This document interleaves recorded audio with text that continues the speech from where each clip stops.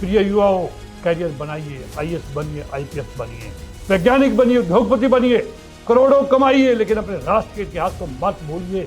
जिस तिरंगे के नीचे आप सफलता का उत्सव मनाते हैं, उसे ऊंचा रखने के लिए किसी सैनिक ने जीवन दिया है। भारत की सीमाएं केवल हथियारों से सुरक्षित नहीं रहती, ये सुरक्षित रहती हैं साहस से, बलिदान से, कर्तव्य से और उन अमर सैनिकों से जिन्होंने अपने प्राण न्यौछावर कर दिए। आइए आज हम संकल्प ले सभी मिलकर के हम अपने परमवीरों को जानेंगे, उनका सम्मान करेंगे, उनकी कहानियां अगली पीढ़ी तक पहुंचाएंगे, क्योंकि जो राष्ट्र अपने शहीदों को भूल जाता है, इतिहास भी उसे भूल जाता है। ये हकीकत है दोस्तों। जय हिंद, वंदे मातरम।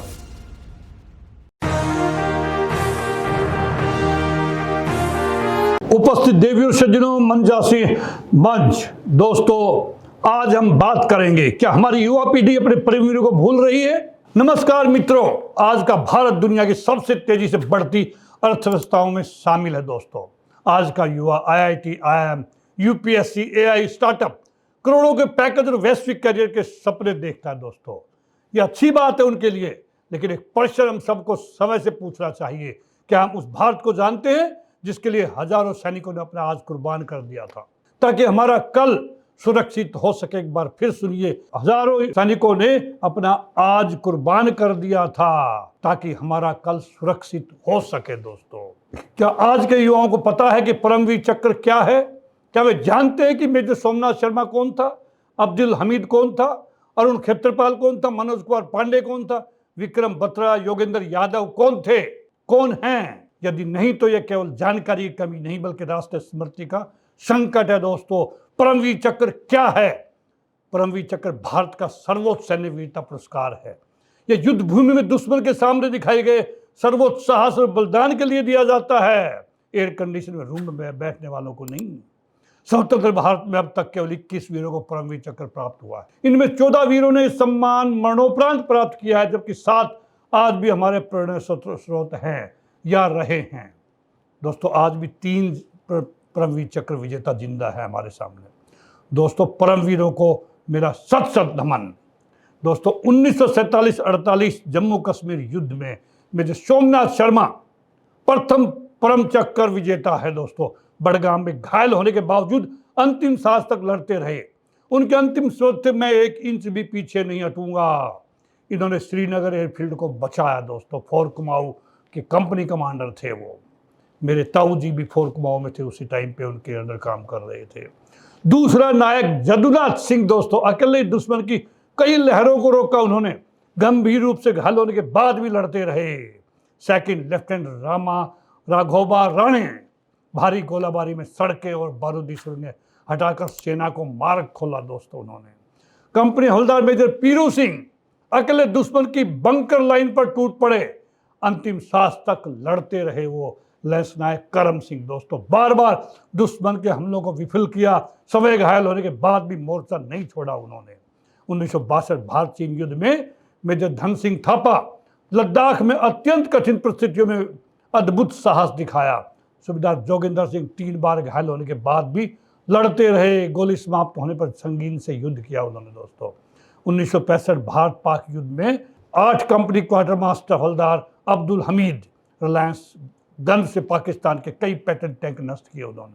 आज भी भारतीय सेना में उनका नाम अमर है दोस्तों। Lieutenant colonel AB Tarapore Sialkot sector में अद्भुत नेतृत्व किया। लगातार घायल होने के बावजूद युद्ध का नेतृत्व वो करते रहे, ऐसे वीर सैनिक थे। 1971 भारत पाक युद्ध 10 flying officer Nirmaljit Singh Sekhon Srinagar airbase की रक्षा करते हुए दुश्मन के विमानों से अकेले भिड़ गए थे वो। भारतीय वायुसेना के एकमात्र परमवीर चक्र विजेता है वो दोस्तों।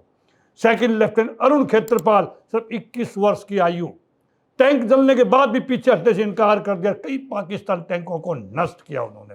मेजर होशियार सिंह, दुश्मन के भीषण हमलों को विफल किया उन्होंने। घायल होने पर भी अपनी कंपनी का नेतृत्व करते रहे। लेफ्टिनेंट अल्बर्ट अक्का परमवीर चक्र, दुश्मन की मजबूत चौकियों को अकेले नष्ट किया। पूर्वी मोर्चे पर साधारण वीरता का प्रदर्शन किया उन्होंने दोस्तों। सियाचिन नायब सरदार बाला सिंह, दुनिया की सबसे कठिन युद्ध भूमि सियाचिन पर भारत पाकिस्तान के अत्यंत मजबूत चौकी पर कब्जा किया उन्होंने। आज भी वो चौकी बाना टॉप के नाम से जानी जाती है दोस्तों। श्रीलंका ऑपरेशन पवन, मेजर रामास्वामी परमेश्वरन, मैंने बुक भी लिखी है इस युद्ध के ऊपर। घायल होने के बावजूद आतंकवादियों से हथियार छीनकर लड़ाई जारी रखी। दोस्तों कारगिल युद्ध की मैं बात करूं 1999, कारगिल ने भारत को अनेक अमर नायक दिए। कैप्टन मनोज कुमार पांडे, यदि मृत्यु से पहले मेरा सामना मृत्यु से हुआ तो मैं मृत्यु को भी मार डालूंगा, ये सब थे मनोज पांडे के। कैप्टन मनोज पांडे, मात्र उम्र 24 साल। दोस्तों खालूबार पर विजय प्राप्त करते उन्होंने सर्वोच्च बलिदान दे दिया अपना। कैप्टन विक्रम बत्रा, ये दिल मांगे मोर, दुनिया को पता युवा बहुत प्रेरित होते हैं इससे। दोस्तों 0.5140 और 4875 पर अद्भुत साहस दिखाया, साथी अधिकारी को बचाते वीरगति को प्राप्त हो गए। दोस्तों ग्रेनेडियर योगेंद्र सिंह यादव गोलियां लगने के बाद भी चोटी पर चढ़े, दुश्मन के बंकर नष्ट किए और जीवित उनको परमवीर चक्र मिला। दोस्तों राइफल संजय कुमार, अकेले दुश्मन के बंकर पर धावा बोला उन्होंने, दुश्मन की मशीन गन छीनकर उसी से हमला किया और जीवित परमवीर चक्र हासिल किया उन्होंने।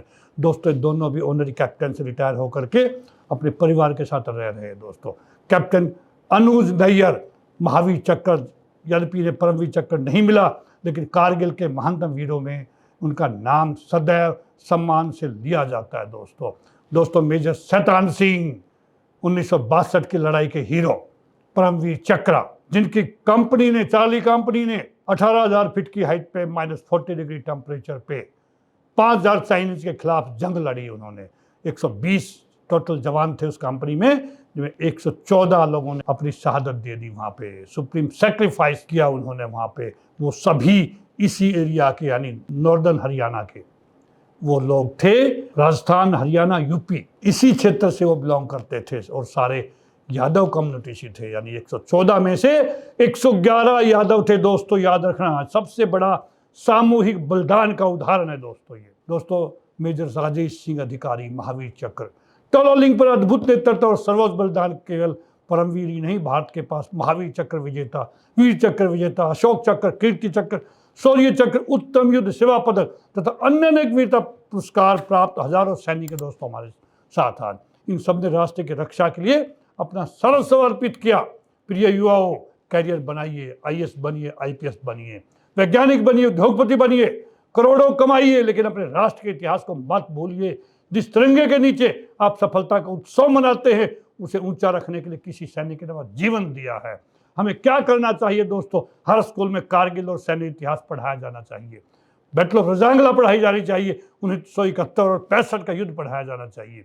प्रत्येक विद्यार्थी को परमवीर चक्र विजेताओं के बारे में जानकारी देनी चाहिए हमें, वीडियोस दिखा करके, ताकि बच्चों के मस्तिष्क में बैठ जाए कि हमारे देश को यहाँ तक पहुँचाने में लोगों ने बहुत कुर्बानियाँ दी है।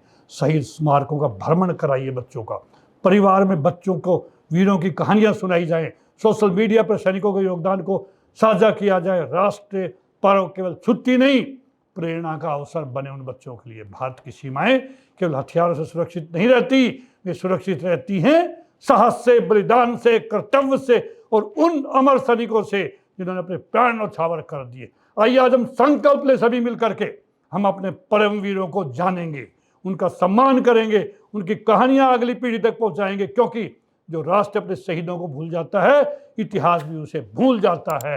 ये हकीकत है दोस्तों। जय हिंद, वंदे मातरम।